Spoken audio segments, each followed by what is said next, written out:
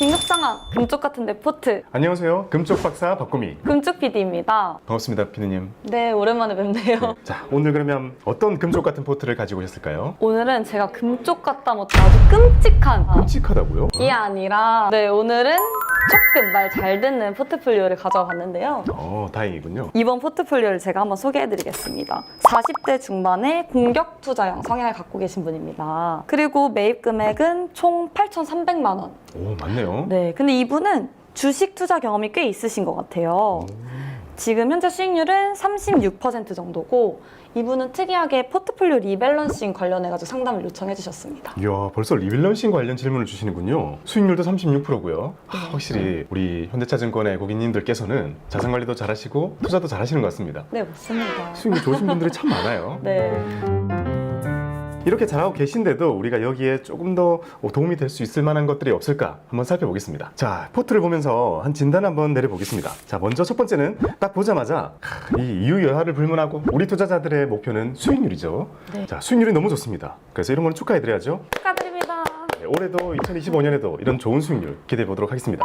저 특이한 건 이게 살펴보면 이게 채권 혼합형 ETF들이 좀 있단 말이죠. 근데 이게 주식형 ETF랑 거의 이름이 똑같은데 채권 혼합형인 게 들어 있습니다. 자, 이거는 딱 보면 우리가 추측해 볼 수 있는 거는요.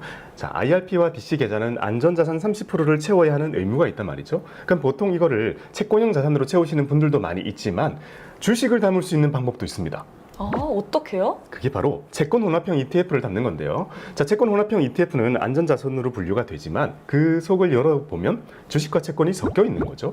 그러니 미국 주식 ETF를 이렇게 담고 그 미국 주식 ETF와 거의 동일한 채권 혼합형 ETF를 담게 되면 실제로 나는 더 많은 비중으로 미국 투자를 할 수 있게 주식 비중을 늘릴 수 있는 방법이 되는 거죠. 채권형 ETF를 사는 것보다 채권 혼합형 ETF를 사는 게 주식 비중을 더 늘릴 수가 있겠군요. 그렇죠. 그 의도가 다분히 느껴집니다. 이분은 주식을 더 많이 하기 위해 이렇게 철저하게 포트 구성을 하신 것 같습니다. 그리고 또 눈에 띄는 거는요. 미국 주식 이렇게 수익률 좋고 이런 거는 우리가 요즘에 많이 볼 수 있거든요. 근데 밑에 보면요. 차이나 전기차 ETF가 있습니다. 근데 수익률이 높습니다. 이거 수익률 높기가 쉽지 않거든요. 맞아요. 사실은 저도 이거 마이너스거든요. 가지고 계세요? 네. 이거 수익률 플러스 된 경우 그렇게 찾기 힘들거든요. 네. 근데 이게 플러스라는 건 저는 이런 추측을 한번 해봤습니다. 이게 한 1년에 걸쳐서 거의 약간 하향 곡선을 그리다가 한 1년 정도를 약간 바닥에서 기는 그림, 그리고 최근에 반등을 했단 말이죠. 그러면 이 정도의 수익률이 나오려면 적어도 이분께서는 작년 중에 이 ETF를 매수하셨을 것 같은데 작년과 같은 분위기에서 중국에 이런 전기차 ETF를 매수하셨다는 건 이분은 원래부터 주식 투자에 대해서 조금 역발상이나 아니면 저가 매수에 대한 그런 투자를 하시는 분 같아요. 와, 포트폴리오만 보고도 그런 게 보이세요? 그렇죠. 딱 보면 이게 이렇게 높은 경우가 그렇게 흔치 않다 보니까 미국 주식이라는 엄청 코어한 본인의 투자가 있고 한쪽에는 적극적인 저가 매수를 하기 위한 그런 세틀라이트로 중국의 전기차 ETF를 매수하셨다는 건 이분은 투자 경험이 상당하신 분이 아닐까. 이분의 36% 수익률이 괜히 나온 게 아니었네요. 이분은 왠지 36%잘 만들어내실 수 있는 분 같아요. 우리가 수익률이라는 게 결국에 운의 영역과 본인의 노력인 영역으로 나누어 볼 수 있다면 이분은 철저하게 다분하게 본인의 만들어진 이런 수익률을 가지고 가신 게 아닌가. 포트폴리오대로 이렇게 비중을 더해보면 7대3인 듯 보이지만 실제로는 주식 비중이 더 많기 때문에 8대2나 9대1에 가까운 포트를 만들어서 운용 중이신 거잖아요. 자, 이런 비중이라면 IRP에서 할 수 있는 가장 적극적인 투자가 되는 거잖아요. 네. 주식을 할 수 있는 대로 채워서 하는 거니까요. 자, 그렇게 하면서도 미국과 중국의 동시에 노출을 가지고 가는 이런 국가 분산을 꾀하고 있다는 거는요. 상당한 중수 이상 고수분일 거라고 생각이 들고요. 만약에 이렇게 오래 투자를 해오시면서 본인의 성향을 이미 찾았고 나는 이렇게 할 수 있고 이런 변동성을 받아들일 수 있고 이만큼에 대한 기대 수익률을 원한다 라고 하시는 분이 이렇게 투자를 하시는 거라면 정말 잘하고 계신 거라고 생각됩니다. 이런 고수분들한테도 솔루션을 주실 수가 있나요? 너무 잘하고 계시지만 그래도 항상 더 좋아질 방법은 또 있기 때문에 자, 전체적으로 우리 금쪽 PD님 보다는 조금 부족하겠지만 그래도 한번 여기에 뭘 더해드릴 수 있을까 한번 고민을 해보자고요. 제가 드릴 수 있는 첫 번째 솔루션은 리밸런싱을 철저하게 하자입니다. 리밸런싱이요? 네, 리밸런싱 뭔가 이 영어잖아요. 리밸런싱 좀 어떤 의미 같아요? 밸런스를 다시 잡다? 오, 맞습니다. 오. 맞아요. 자, 자산배분 투자자들은요, 본인이 투자하고자 하는 비중이 있잖아요. 그 비중은 분명히 달라질 거란 말이죠. 나는 거기에 맞춰서 돈을 넣지만 들어있는 친구들은 영향을 받으면서 어떤 애는 오르고 어떤 애는 떨어질 거기 때문에 결국 비율이 달라지는 거죠. 그 비율을 본인이 원했던 원래 비율대로 맞춰주는 작업, 그걸 바로 리밸런싱이라고 하는데요. 네. 흔히 우리가 6대4 포트 이런 거 투자 많이 하잖아요. 네. 6대4로 열심히 부었어도 1년 정도 지나면 장이 좋았으면 8대2가 됐을 거고 장이 안 좋았으면 5대5 이렇게 돼 있겠죠. 시장 상황의 영향을 받으니까요. 그래서 그걸 리밸런싱 하는 날 잡고 그걸 다시 6대4로 맞춰주는 게 바로 리밸런싱이라고 할 수 있고요. 이 리밸런싱을 하는 과정에서요, 많이 올라있는 자산은 수익 실현을 하게 되고 빠져있는 자산은 저가 매수하게 되는 걸 기계적으로 하게 되고요. 자, 이 과정에서 수익률이 조금씩 누적이 되는 게 바로 자산 배분의 파워라고 할 수 있습니다. 그럼 이 자산 배분 리밸런싱은 얼마 주기로 하는 게 좋을까요? 되게 번거로울 것 같아요. 거기에 대한 논문이 지금도 나오고 있더라고요. 그래서 논문을 제가 좀 찾아봤는데 요즘에 좀 트렌드는 조금 더 짧은 주기로 리밸런싱을 가지고 가자라고 많이 하시는데요. 근데 이거를 급격하게 짧게 가지고 갈 필요가 있을까? 왜냐, 우리는 개인 투자자이고 본업이 있잖아요. 그래서 얼마만큼 해줘야 될까? 논문을 찾아봤더니 주기를 많이 가지고 간다고 해서 효과가 드라마틱하게 올라가지는 않더라라는 얘기를 하더라고요. 근데 거기서도 하는 얘기가요, 꼭 한 번 해야 된다는 얘기가 있습니다. 1년에 한 번이요? 네, 약간 그런 거랑 비슷하죠. 저희 비타민 뭐가 좋아요?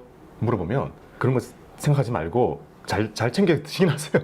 이게 솔루션이라고 하잖아요. 네. 지금 리밸런싱 언제 하는 게 좋아요? 자주 하는 게 좋아요? 상반기 하는 게 좋아요? 하반기 하는 게 좋아요? 이런 질문 진짜 많이 주시거든요. 근데 거기에 대한 답은 논문 기준으로 보게 되면 1년에 한 번 빠지지 않고 하는 그 최소가 제일 중요하다는 거죠. 꾸준히 하는 게 제일 중요하군요. 네. 그래서 언제 하는 게 좋을지 제가 생각해 봤는데요. 생일에 하는 거죠. 아, 1년에 한 번씩 계속 돌아오니까요. 내 생일에 보통 케이크 사놓고 친구들끼리 박수 치고 막 소비자 주고받고 하잖아요. 그날 항상 촛불 끄고 나서 계좌 오픈식을 해주는 거죠. IRP 계좌를 오픈하고 DC 계좌를 오픈하고 주변에서 다 같이 보면서 리밸런싱 하는 거를 도와주는 그런 아름다운 리밸런싱 문화를 만들어가는 게 그럼 이분은 리밸런싱만 잘하면 괜찮은 걸까요? 너무 잘하고 계시지만 제가 드릴 수 있는 두 번째 솔루션은 미국 배당주를 좀 해보시는 게 어떨까 생각을 해봅니다. 미국 배당주가요, 이게 여전히 미국 투자이지만 본인이 가지고 계신 미국 투자의 비중을 보면 S&P 500과 미국 테크 탑10, 즉 상위에 있는 빅테크 기업 중심으로 이루어져 있다 보니까요, 배당주에 대한 포션이랑 많이 겹치지 않을 것 같다. 자, 이분의 포트를 보면요, 미국의 비중이 78.2%거든요. 거의 80% 육박하는 미국 비중을 가지고 있는데요, 그것도 좀 테크 기업에 많이 쏠려 있는 것 같습니다. 미국 알 수 없고 미국 여전히 좋죠. 앞으로도 좋을 건데 그래도 테크 기업 중심으로 간다면 변동성이 좀 있을 수 있잖아요. 네. 그걸 잡아줄 수 있는 그런 무게추 역할을 해줄 수 있는 배당 주식을 조금 담아보면 어떨까라고 생각을 해보는데요. 네. 배당주라고 하게 되면 요즘에 아주 많은 사람들이 이용하고 있는 다우존스에서 만들어 놓은 배당주 100개 담아놓은 ETF가 아주 많은 사람들이 선택을 하고 있는데요. 자, 이분의 포트를 보게 되면 S&P 500이 있잖아요. 만약에 S&P 500과 나스닥 ETF를 보게 되면 겹치는 게 한 47% 정도가 겹칩니다. 그렇게나 많아요? 그러니까 미국을 더 쪼갠다고 해도 분산 효과가 좀 줄어드는 거죠. 근데 미국의 배당주 그 100개 기업과 미국의 나스닥에 있는 상위 테크 기업들과는 거의 겹치지 않거든요. 거의 겹치지 않는 거죠. 미국은 땅도 크고 투자 전략도 참 많다 보니까 이렇게 테크 기업을 많이 가지고 계신 분들이 배당주 투자를 하게 되면 같은 미국이면서도 참 겹치지 않는 분산이 잘 된 포트가 좀 만들어진다는 거죠. 아, 그 안에서 또 분산이 되는군요. 그렇죠. 그래서 미국 배당주를 담아 보시는 게 어떨까라는 생각을 해보고요. 자, 이렇게 배당주를 담아 보면 또 배당받는 기쁨도 함께 가지고 가실 수 있죠. 미국에 있는 이런 테크 기업과 지수를 담고 계신데 배당이 나오기는 나오거든요. 근데 서운하잖아요. 너무 적어서요? 네, 성장하는 기업들이 주는 배당은 좀 서운하니까 이런 미국 배당 성장 ETF를 담아 두시면 거기서 따박따박 나오는 이런 배당 가지고 새로운 또 즐거움을 느끼실 수 있지 않을까. 근데 배당을 받으면 현금으로 받을 텐데 네. 그럼 그 현금은 또 새로운 ETF를 사기 전까지 어떻게 운용하는 게 좋을까요? 일단 이분처럼 현금 비중을 따로 가지고 가지 않으신다면 들어올 때마다 재매수를 해줘야겠죠. 그게 제일 좋을 거고요. 근데 이렇게 별도의 현금성 자산을 관리하시는 분이라면 그 현금 덩어리 속에 배당이 계속 더해지게 되겠죠. 그럼 결국 우리는 현금을 어떻게 챙기는 게 좋을까라는 그 솔루션을 하나 더 가지고 가면 해결이 될 수 있는 문제겠죠. 어쨌든 출금은 안 되니까요. 자, 제가 드릴 수 있는 세 번째 솔루션은 현금을 금리형 ETF로 매수해두자입니다. 자, 이번에 포트를 보시면요, 현금이 많아요. 주식 투자를 많이 하시는 분들의 이런 뭔가 비상금, 저가 매수 또는 뭔가 시장이 큰 변동성이 왔을 때 써야지라는 그런 현금이 있을 수 있단 말이죠. 네. 근데 비중이 상당히 좀 커요. 근데 이 현금은 관리가 필요하죠. 가만히 두면 안 됩니다. 자, 현금도 관리가 필요합니다. 그래서 현금을 관리할 수 있는 아주 좋은 방법이 바로 금리형 ETF를 매수해 두는 겁니다. 금리형 ETF라면은 채권형 ETF랑은 다른 건가요? 자, 채권이라고 하는 건 단기, 중기, 장기에 따라서 우리가 기대할 수 있는 수익률도 다르고 이 정말 큰 세계관이라고 볼 수 있거든요. 근데 그거 말고요. 어찌 보면 단기적인 채권도 비슷한 성격을 띠겠지만 이런 단기 금융시장 여기에 나의 현금을 이렇게 투자할 수 있다면 아주 안정적인 기대 가능한 그런 수익률을 얻을 수가 있거든요. 그렇게 투자할 수 있게 도와주는 ETF가 요즘에 많이 나와 있고요. 그게 전체 카테고리로 묶어봤을 때는 금리형 ETF라고 이제 부르는데요. 자, 금리형 ETF라는 건 결국 내가 현금을 파킹해뒀을 때 기대가 일정한 금리를 얻겠다라는 거잖아요. 이 일정한 금리를 주는 그 상품에 따라서 종류도 좀 나뉘거든요. 코퍼 금리 ETF, 그리고 CD 금리 ETF, MF형 액티브 ETF 이런 식으로 종류도 여러 가지가 나뉘는데요. 이 종류에 대해서는 이렇게 한번 공부를 해보시는 게 도움이 될 것 같고요. 이 모든 것들이 우리한테 주는 수익률은 현금을 안정적으로 파킹해 두는 것에 대한 그 기대 수익률을 채워줄 수 있다는 거죠.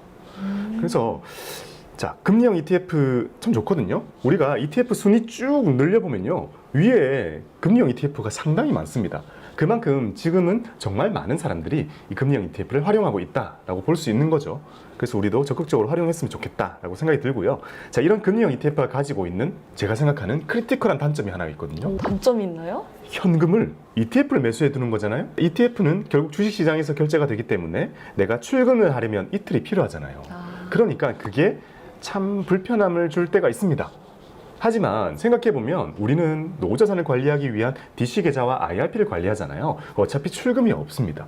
그러니까 이 계좌에서 금리형 ETF는 현금 관리 툴로는 너무나 찰떡 같은 거죠. 금리형 ETF로 매수해둔 만큼은 현금성 자산이라고 볼 수 있는 거고, 언제든지 내가 다른 걸 사고 싶어질 때 그걸 매도하고 그만큼을 재매수하는 게 너무나 쉽게 할 수 있으니까요. 현금 관리, 현금도 관리가 필요한 거죠. 잘 보면 800만 원이잖아요. 800만 원에 1%면 8만 원이거든요. 2%면 16만 원이잖아요. 작지 않습니다. 그 정도면 크게 외식도 한번 할 수 있는 거죠. 그래서 현금이 주는 1, 2%의 수익률을 우리가 놓치고 가는 건 너무 아쉽기 때문에 금리형 ETF로 매수해 두시는 것이 좋은 방법인 거죠.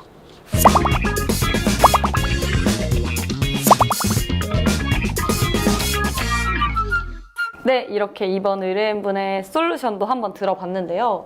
저는 수익률이 저조할 때만 조언을 받는 건 줄 알았는데 이렇게 포트를 잘 운용하고 계신 분들에게도 더 나은 조언을 들려주실 수가 있는 거군요. 그렇죠. 우리가 다이어트를 할 때도 보면 다이어트는 살 빼는 게 중요한 게 아니죠. 유지가 중요하듯이 자산 관리하시는 많은 분들도 이런 자산 관리 원칙을 잘 이어가고 리밸런싱 잘 하고 오랫동안 잘 끌고 가면서 결국 높은 누적 수익률로 나의 노후 자산을 만들어내는 게 또 중요하니까요.